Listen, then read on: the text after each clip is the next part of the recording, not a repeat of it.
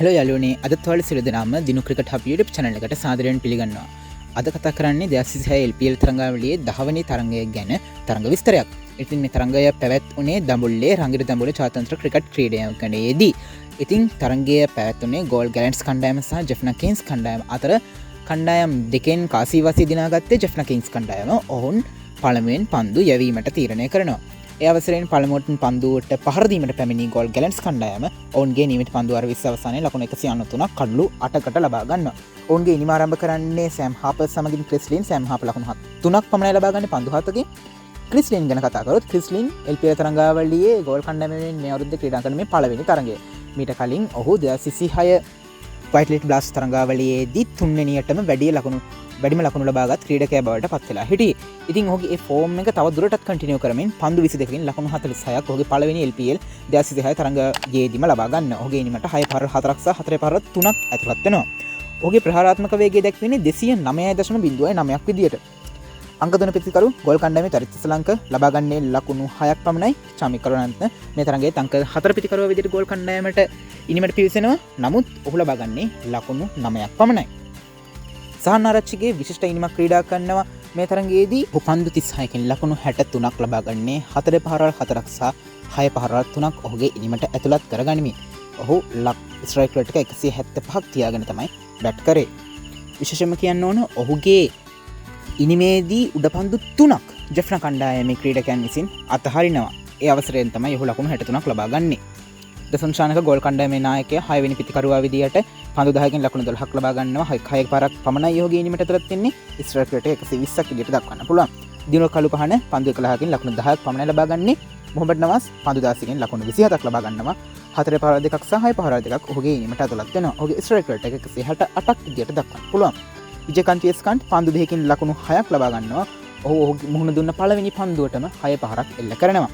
ඔහුගේ strike rate එක 300ක් විදියට දක්වන්න පුළුවන්. අමතර ලකුණු ගෝල් කණ්ඩායමට 11ක් ලැබිලා තියෙනවා. ඒ අවසරයෙන් ඔවුන් ලකුණු 193ක් කඩලු 8කට ඔවුන්ගේ පන්දු අර 20 අවසානයේදී රැස් කරනවා. ඉතින් අපි බැලුවොත් ජෙෆ්නා කණ්ඩායමේ පන්දු යැවීම දෙස ඔවුන්ගේ හොඳින්ම පන්දු යවලා තියෙන ක්‍රීඩකයා විදිහට අපිට දක්වන්න පුළුවන් ඩිල්ෂාන් මල්ෂාන්ක. පන්දු අර 4ට ලකුණු 35ක් ලබා දෙමින් කඩලු 2ක් ලබාගෙන තියෙනවා. ඉකොනොමි රේට් එක 8.75ක් තියාගෙන ලිසාඩ් විලියම්ස් පන්දු අර 4යි ලකුණු 37යි කඩලු 2ක් ලබාගෙන තියෙනවා. 9.25ක් ඉකොනොමි රේට් එකක් තියාගෙන.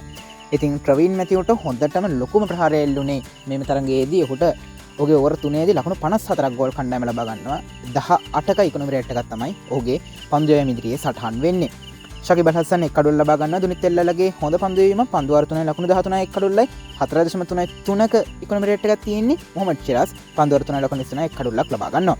ඉතින් කඩලු බිඳ වැටීම දෙස බැලීමේදී ගෝල් කණ්ඩායමේ ලකුණු 9ක් වන විට සෑම් හාපර් දැවී යනවා. ලකුණු 16ක් වන විට චරිත අසලංක දෙවෙනි කඩුල්ල විදියට දැවී යනවා. තුන්වෙනි කඩුල්ල විදියට ලකුණු 64ක් වන විට ක්‍රිස් ලින් දැවී යනවා. චාමික් කරුණාරත්න ලකුණු 65ක් ගෝල් කණ්ඩායමේ ලකුණු පූර්ව සටහන් වෙන විට හතරවෙනි කඩුල්ල විදියට දැවී යනවා.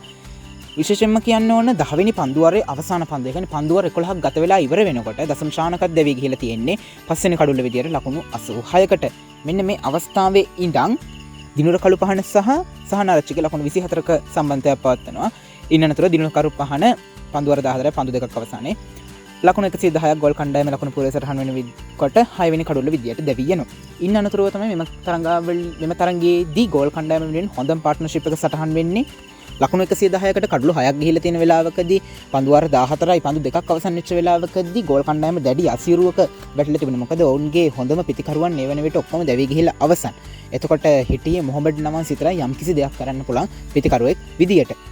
සහන ආරච්චිගේ සමග තරඟයේ සම්පූර්ණයෙන්ම ගෝල් කණ්ඩායම පැත්තට හැරෙන ජෙෆ්නා කණ්ඩායමෙන් ගිලිහෙන එකම එක පන්දුවාරයක් නිසා අන්න ඒ පන්දුවාරය නොවන්නට සමහර විට මෙම තරඟය ජෙෆ්නා කණ්ඩායමට ජයග්‍රහණය කරන්නත් ඉඩ තිබෙන්න ඇති. නමුත් අපි බැලුවොත් දිනුර කළු පහන දැවී ගියාට පස්සේ මොහමඩ් නවාස් සහ සහන ආරච්චිගේ අතර ලකුණු 68ක සම්බන්ධතාවයක් පවත්වනවා. ඉන් අනතුරුව මොහමඩ් නවාස් පන්දු අර 19 පන්දු දෙකක් අවසන් වෙනට දැවී යනවා. නමුත් එතනදී ඔහු දැවී ගියාට පස්සෙත් අපිට ලාස්ට් ඕවර් එකේ පොඩි ලාස්ට් ඕවර් ඩ්‍රාමා එකක් වගේ බලා ගන්න පුළුවන්. ජෙෆ්නා කණ්ඩායමේ ඩිල්ෂාන් මල්ෂාන්ක තමයි අවසාන පන්දු ආරය යවන්නේ. අපි ඉස්සරහට කතා කරමු කොහොමද මොනවද උනේ කියලා. ඉතින් කොහමරි සහන ආරච්චිගේ දැවී යනවා ගෝල් කණ්ඩායමේ අවසාන පන්දුවේදී. ඒ ලකුණු 193ක් විදියට සටහන් වෙනකොට ඔහු දැවී ගියා 8 වෙනි කඩුල්ල විදියට. විශේෂයෙන්ම දැන් මෙතනදී මේ එකම එක පන්දුවාරය ගැන කතා කරොත් ඒ පන්දුවාරය තමයි ට්‍රෙවින් මැතිව් යොමු කරන ලද පන්දුවාරය. ඒ පන්දුවාරයේ තරගයේ ටර්නින් පොයින්ට් එක කියලා කියන්න පුළුවන්. ඒක තමයි ගෝල් කණ්ඩායමේ 18 වෙනි පන්දුවාරයේ පන්දුවාරයට ට්‍රෙවින් මැතිව්ගෙන් මොහමඩ් නවාස් සහ සන්නාරිච්චිගේ ලකුණු 34ක් ලබා ගන්නවා. ඉතින් ඒක ගෝල් කණ්ඩායම වැටිලා තිබිච්ච අවස්ථාවෙන් උඩට එන්න මේ තරඟාවලියේ ඉස්සරහට යන්න මේ තරඟය ජයග්‍රහණය කරන්න හොඳ අවස්ථාවක් වුණා කියලා අපිට අනිවාර්යයෙන්ම කියන්න පුළුවන්. ඒ ඕවර් එක ගැන පොඩ්ඩක් කතා කරොත් පළවෙනි පන්දුවටම 6 පහරක් සහන්නාරච්චිගේ ලබා ගන්නවා එල්ල කරනවා. දෙවෙනි පන්දුවට 4 පහරක් ලබා ගන්නවා. ඒ අවස්ථාවේදී වෙල්ලාලගේට උඩ පන්දුව ලබා ගැනීමට හැකියාව ලැබෙන්නේ නැහැ. ඉන් අනතුරුව තුන්වෙනි පන්දුවටත් ලකුණු 4ක් ලබා ගන්නවා. ඒ අවස්ථාවේදී ඩේවිඩ් වීසේ උඩ පන්දුව අත්හරිනවා. සහන්නාරච්චිගේ ඒ අවස්ථාවේදී අවස්ථාවක් ලබා ගන්නවා තවදුරටත් පිටිකරණයේදී සිටින්න. ඒත් සමගම සහන්නාරච්චිගේ පන්දු 30කින් ඔහුගේ අර්ධ ශතකය සම්පූර්ණ කර ගන්නවා. ඒ වගේම මේ පන්දුවාරයේ 4 වෙනි පන්දුවට සහන්නාරච්චිගේ නැවතත් 6 පහරක් එල්ල කරනවා. ඉන් පස්සේ පන්දුව ඒ පන්දුවාරයේ 5 වෙනි පන්දුව ට්‍රෙවින් මැතිව් වයිඩ් පන්දුවක් යොමු කරනවා. එයට එක් ලකුණක් සහන්නාරච්චිගේ ලබා ගන්නවා. ඉන් අනතුරුව පන්දුවට මොහමඩ් නවාස් 6 පහරක් එල්ල කරනවා. ඒ 6 පහරේදී පුදුම වැඩක් තමයි වෙල්ලාලගේට වෙන්නේ. ඒ අවස්ථාවේදී වෙල්ලාලගේ පන්දුව රැක ගන්නවා. නමුත් අවාසනාවන්ත ලෙස ඔහු පිටිපසට ගිහිල්ලා කෙලිම බවුන්ඩරි ලයින් එකෙන් එළියට පන්දුවත් අතේ තියාගෙනම ගමන් කරනවා. ඒ සමග මේක ලකුණු 6ක් බවට පත් වෙනවා.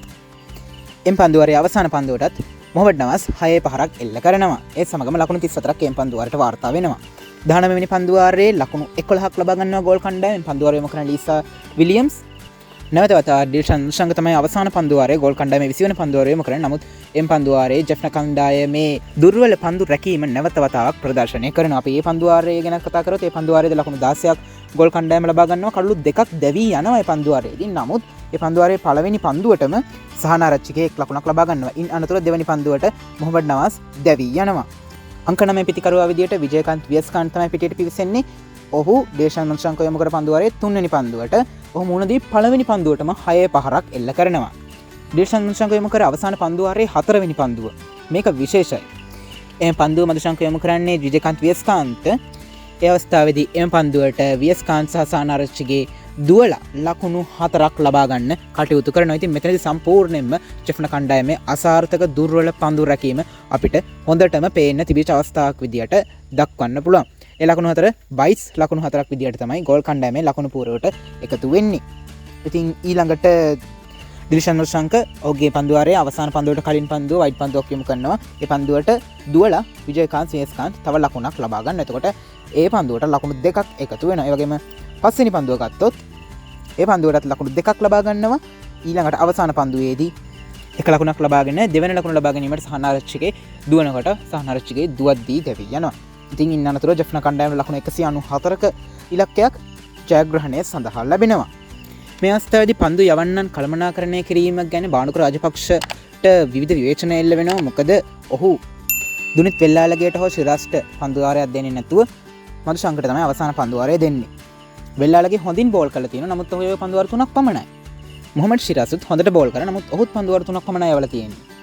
ඉතින් ජෙෆ්න කිංස් කණ්ඩායමේ ඉනිම දෙස බැලීමේදී කමිල් මිෂාර සමගින් අවිෂ්ක ෆර්නැන්ඩෝස් තමයි ඉනිම ආරම්භ කරන්නේ. කමිල් මිෂාර පන්දුවටකින් ලකුණු 15ක් ලබා ගන්නේ 4 පහරවල් 3ක් ද ඔහුගේ ඉනිමට ඇතුළත් කර ගනිමින්. ඔහුගේ ස්ට්‍රයික් රේට් එක 187ක් විදිහට දක්වන්න පුළුවන්.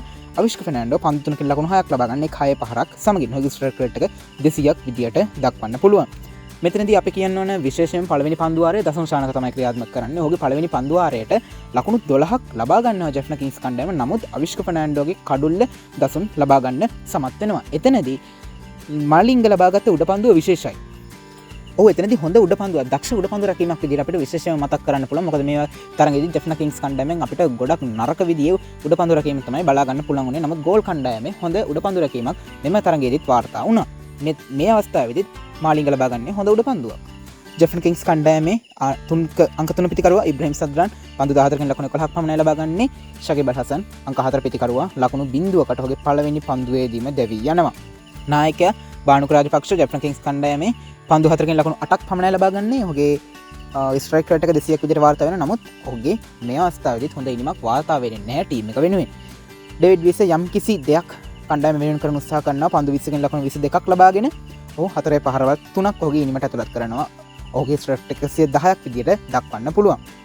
විශේෂයෙන්ම මතක් කරන්න ඕන දුනිත් තෙල්ලාලගේ. දුනිත් තෙල්ලාලගේ මේ LPL තරඟාවලියේ පුරාවටම හොඳ ෆෝම් එකක ඉන්නවා. විශේෂයෙන්ම බැටින් වලින්, බෝලින් වලින් ඔහු එක කඩොල්ලකට වඩා තාම තරඟාවලියේ එක තරඟයකදී දවාගෙන නැති වුණත් බැටින් වලින් යම්කිසි හොඳ දේවල් ටිකක් මේ තරඟාවලියේදී කරලා තියෙනවා. ඉතින් මේ තරඟෙදී අංක 7 පිතිකරුවා විදියට ජෙෆ්න කිංස් කණ්ඩායම පරදින්න තිබුණු පරතරය ලොකු ප්‍රමාණයකින් දුනිත් වෙල්ලාලගේ අඩු කරලා දීලා තියෙනවා. ඔහු පන්දු 39කින් ලකුණු 56ක් ලබා ගන්නේ 4 පාරවල් 4ක් සහ 6 පාරවල් 4ක් සමගින්. ස්ට්‍රයික් රේට් එක 143.58ක් විදියට දක්වන්න පුළුවන්. කොහොම හරි ඔහුගේ පළවෙනි අර්ධශතකය මේ තරඟයේදී ඔහු ලබා ගන්නවා. ඒකට ඔහුට T20 ඉනිම් 61ක් දක්වා වෙනකම් ඉන්න සිද්ධ වෙලා තියෙනවා. කොහොම හරි ඔහුගේ පළවෙනි අර්ධශතකය ඔහු මෙම තරඟයේදී ලබා ගන්නවා. මේ වෙනකන් ඔහුගේ දක්ෂතා බැලුවොත් මේ LPL තරඟාවලියේදී LPL පළවෙනි තරඟයේදී ජෙෆ්න කණ්ඩායම සහ ගෝල් කණ්ඩායම අතර පැවති ඔහු ලකුණු 40ක් ලබා ගන්නවා. පන්දුවෙන් ලකුණු 10ට එක් කඩුල්ලක් ලබා ගන්නවා. ඒ වගේම දෙවෙනි තරඟයේදී ජෙෆ්න කණ්ඩායම සහ දඹුල්ල කණ්ඩායම අතර පැවත ඔහු නොදෙවි ලකුණු 11ක් ලබා ගන්නේ පන්දුවෙන් එක් කඩුල්ලක් ලකුණු 31කට ලබා ගනිමින්. ඒ වගේම ජෙෆ්න කණ්ඩායමේ තුන්වෙනි තරඟයේ ජෙෆ්න කණ්ඩායම සහ කොළඹ කැප්ස් කණ්ඩායම අතර පැවති ඔහු පිත්තෙන් ලකුණු 19ක් ලබා ගන්නවා. පන්දුවෙන් ලකුණු 33කට එක් කඩුල්ලක් ලබා ගන්නවා. ඒ වගේම මේ තරඟයේදී ඔහු ලකුණු 56ක් ලබා ගන්නවා. ඒ වගේම පන්දුවෙන් ලකුණු 13කට එක් කඩුල්ලකුත් ලබා ගන්නවා. ඉතින් දුනිත් තෙල්ලාලගේ හොඳ ෆෝම් එකක ඉන්න ඕල් රවුන්ඩර් කෙනෙක් විදියට අපි බලාපොරොත්තු වෙමු ඔහු පන්දුවෙන් මීට වඩා දෙයක් ඉදිරි තරඟවලදී කරાવી කියලා. මේ තරඟදී අංක 8 ප්‍රතිකරුවා විදියට තමයි චමද වික්‍රමසිංහ පිටියට පිවිසෙන්නේ ජෙෆ්න කණ්ඩායම වෙනුවෙන්. කලින් ඔහු අංක 3 අංක 4 ප්‍රතිකරුවන් විදියට පිටියට පිවිසන නමුත් මෙම තරඟයේදී ඔහු ලකුණු 6ක් පමණයි පන්දු 8කින් ලබා ගන්නේ සාර්ථක වුණේ නැහැ. ඉතින් ඉන් අනතුරුව ට්‍රවින් මැතිව් පළමු පන්දුවේදීම දැවි යනවා. මේ අවස්ථාවේදී එෂාන් මාලිංග පිට කඩලු දෙකක් පන්දු දෙකකදී දවා ගැනීමට සමත් වෙනවා. ඒ 12 වෙනි පන්දුවාරේ දෙවනි පන්දුවේදී සහ තුන්වෙනි පන්දුවේදී දෙවනි පන්දුවේදී චමද වික්‍රමසිංහ දැවී යනවා එෂාන් මාලිංග හමුවේ. 12 වෙනි පන්දුවාරේ තුන්වෙනි පන්දුවේදී ට්‍රවින් මැතිව් එෂාන් මාලිංග හමුවේ දැවී යනවා. ටිල්ෂන් මදුශංක නොදැවී ක්‍රීඩා කරමින් පන්දු 11කින් ලකුණු 4ක් ලබා ගන්නවා. ඔහු විශේෂයෙන්ම කියන්න ඕන ඔහු දැවී ගියේ නැතත් ලකුණු හිමින් ලබා ගත්තත් මේ අවස්ථාවේදී දුනිත් වෙල්ලාලගේට අර්ධශතකය සම්පූර්ණ කර ගැනීමට ටිල්ෂන් හොඳ උදව්වක් දෙනවා. ඒ වගේම ලිසාඩ් විලියම්ස් පිටිකරණයට පිටිට පිවිසෙන්නේ නැහැ ඔහුගේ ආබාධ තත්ත්වයක් හේතුවෙන්. ඉතින් ඒ අනුව කඩුළු 9ක් පමණයි ගෝල් කණ්ඩායම ජෙෆ්න කණ්ඩායමේ දැවි ලබා ගන්නේ. ඒත් සමගම තරගයේ ගෝල් කණ්ඩායම ලකුණු 60කින් ජයග්‍රහණය කරනවා. ජෙෆ්න කණ්ඩායම ලකුණු 133ක් විතර ලබා ගන්නේ පන්දු 17යි පන්දු 5ක් අවසානයේදී. ඉතින් ඒත් එක්ක ඔවුන් ලකුණු 60ක ජයග්‍රහණයක් ගෝල් කණ්ඩායමට හිමි වෙනවා. ඉතින් කඩුළු බිඳ වැටීම දෙස බැලීමේදී අවශ්ක ෆර්නෑන්ඩෝ ලකුණු 11ක් වෙන විට දැවි ගිහලා තියෙනවා ජෙෆ්න කණ්ඩායමේ. ලකුණු 24ක් වෙන විට කමිල් මිෂාර් දැවි ගිහලා තියෙනවා. ලකුණු 24ට කඩුළු 3ක් වෙන විට නැවතත් ශකීබ් අල් හසන් දැවි ගිහලා තියෙනවා. ලකුණු 33ට කඩුළු 4ක් විදියට මානුක රාජපක්ෂ දැවි ගිහලා තියෙනවා. ලකුණු 50ට කඩුළු 5ක් විදියට ඉබ්‍රහීම් සද්රන් දැවි ගිහලා තියෙනවා. ලකුණු 50කට කඩුළු 5ක් ගියපු ඉනිම තමයි දුනිත් වෙල්ලාලගේ මේ හොඳ සටන නිසා ලකුණු 133ක් දක්වා රැගෙන යන්නේ. 6 වෙනි කඩුළු ලකුණු 89 දී දැවි යනවා ඩේවිඩ් වීසේ. 7 වෙනි කඩුළු ලකුණු 99 දී දැවි යනවා චමද වික්‍රමසිංහ. 8 වෙනි කඩුල්ල ලකුණු 99 දී ට්‍රවින් මැතිව් නැවතත් දැවි යනවා. ඉන් අනතුරු දුනිත් වෙල්ලාලගේ ලකුණු 133ක් විදියට අවසන් කඩුල්ල ලෙස දැවි යනවා. පන්දු යැවීම දෙස බැලීමේ දසම් ශානක තමයි පළවෙනි පන්දුවාරය යොමු කරන්නේ. ඔහු පන්දුවාර 2යි ලකුණු 21යි කඩුලක් ලබා ගැනීමට සමත් වෙනවා. ඔහු ලබා ගත්තේ අවශ්ක ෆර්නෑන්ඩෝගේ කඩුල්ල. චාමික කරුණාරත්න පන්දුවාර 2 ලකුණු 26යි කඩුළු නැහැ. තලද රත්නායක පන්දුවාර 4 ලකුණු 19කට සීමා කරමින් 4.75ක හොඳ ඉකොනොමි රේට් එකක් පවත්වා ගනිමින් හොඳ පන්දු යැවීමක් සිදු කරලා තියෙනවා. ඔහු කමිල් මිෂාරගේ කඩුල්ල, ශකීබ් අල් හසන්ගේ කඩුල්ල, වගේම ඩේවිඩ් වීසේගේ කඩුල්ලත් ලබා ගැනීමට සමත් වෙනවා. විශේෂයෙන්ම කියන්න ඕනේ තලද රත්නායක LPL එකේ 236 ගෝල් කණ්ඩායම වෙනුවෙන් ක්‍රීඩා කරපු පළවෙනි තරගය මේක. ඉතින් පළවෙනි තරගයේදීම ඔහුගෙන් මේ වගේ දක්ෂතාවයක් දැක ගන්න පුළුවන් වීම හොඳ දෙයක් කියලාද කියන්න පුළුවන්. ඒ වගේ මේක ගෝල් කණ්ඩායම ජයග්‍රහණය වෙනුවෙන් ගොඩක් උදව් වුණා කියලා අපිට කියන්න පුළුවන්. අකිෆ් ජාවිඩ් පන්දුවාර 4 ලකුණු 21යි කඩුල්ලයි. එෂාන් මාලිංගත් හොඳ පන්දුවර යැවීමක් සිදු කළා තියෙනවා. පන්දුවාර 3 ලකුණු 13 කඩුළු 3ක් ඔහු ලබා ගන්නවා. ඔහුගේ ඉකොනොමි රේට් එක 4.33ක් විදියට දක්වන්න පුළුවන්. විජයකාන්ත් ජේස්කන් පන්දුවාර 2යි පන්දු 5යි ලකුණු 32යි එක් කඩුල්ලයි. ඉතින් මේ විදියට තමයි අපිට මේ තරගයේ වාර්තා දක්වන්න පුළුවන් වෙන්නේ. ගෝල් කණ්ඩායමට ලකුණු 60ක ජයග්‍රහණයක් හිමි වෙනවා. ගෝල් කණ්ඩායම වෙන්න හොඳට පිටිකරණේ යෙදිච්ච සහනාරච්චිගේ මෙම තරගේ වීරයා විදියට සම්මානය ලබා ගන්නවා. ඉතින් අපි මේත් එක්කම බැලුවොත් මේ වන විට දැන් තරඟ 10ක් ඉවර වෙලා තියෙන්නේ. 236 LPL තරඟාවලියේ කොහොමද පොයින්ට්ස් ටේබල් එක කවුද උඩින් ඉන්නේ කවුද අවසානයේට ඉන්නේ කියන පොඩ්ඩක් අපි හොයලා බලමු. ගෝල් කණ්ඩායම තවදුරටත් පළමුවෙනි ස්ථානයේ පොයින්ට්ස් ටේබල් එකේ පසු වෙන්නේ. තරඟ 4යි ජයග්‍රහණ 3යි එක් තරඟ පරාජයයි පොයින්ට්ස් 6යි නෙට් රන් රේට් එක 0.8යි 4ක් විදියට දක්වන්න පුළුවන්. කොළඹ කණ්ඩායම තරඟ 4යි ජයග්‍රහණ 2යි පරාජයන් 2යි පොයින්ට්ස් 4යි නෙට් රන් රේට් එක 0.2යි එකක් විදියට දෙවනි ස්ථානයේ රැඳී සිටිනවා. දඹුල්ල සික්සර්ස් තරඟ 4යි ජයග්‍රහණ 2යි පරාජයන් 2යි පොයින්ට්ස් 4යි දර ලකුණු ලබා ගැනීම වේගය 0.01ක් 1.6ක් විදිහට දක්වන්න පුළුවන්. ජෙෆ්ලා කිංස් කණ්ඩායම තරඟ 4යි ජයග්‍රහණ 2යි පරාජයන් 2යි පොයින්ට්ස් 4යි. හතරවෙනි ස්ථානයේ තමයි ඔවුන් ටේබල් එකේ රැඳී සිටින රින 1.02ක නෙට් රන් රේට් එකක් පවත්වා ගනිමින්. කැන්ඩි රොයල්ස් කණ්ඩායම තරඟ 4යි ජයග්‍රහණ 1යි පරාජයන් 3යි පොයින්ට්ස් 2යි 0.05 විදිහට ඔවුන්ගේ දර ලකුණු ලබා ගැනීමේ වේගය සටහන් කරන්න පුළුවන්. ඔවුන් ඉන්නේ මේ ටේබල් එකේ අවසානයේට. ඉතින් මෙහෙම තමයි තරඟ 10ක් අවසාන වෙන විට 2026 LPL තරඟාවලියේ පොයින්ට්ස් ටේබල් එක තියෙන්නේ. අපි ඉස්සරහට බලමු මේ LPL තරඟාවලියේ මොන ටීම්ද ඉස්සරහට යන්නේ, මොන ටීම්ද තරඟයේ ප්ලේ ඔෆ් යන්නේ, ප්ලේ ඔෆ් නොයන්නේ කියලා. ඔයගේ අදහස පළවෙනියෙන් කමෙන්ට් කරන්න. එහෙනම් අපි මේ වගේ අලුත්ම ක්‍රිකට් නිවුස් එකක් එක්ක ඉදිරියටත් හමු වෙමු. ඔයා මගේ channel එක subscribe කරලා නැත්නම් channel එක subscribe කරලා bell icon එකත් all දාගෙන තියාගන්න. සියලු දෙනාටම සුබ දවසක්.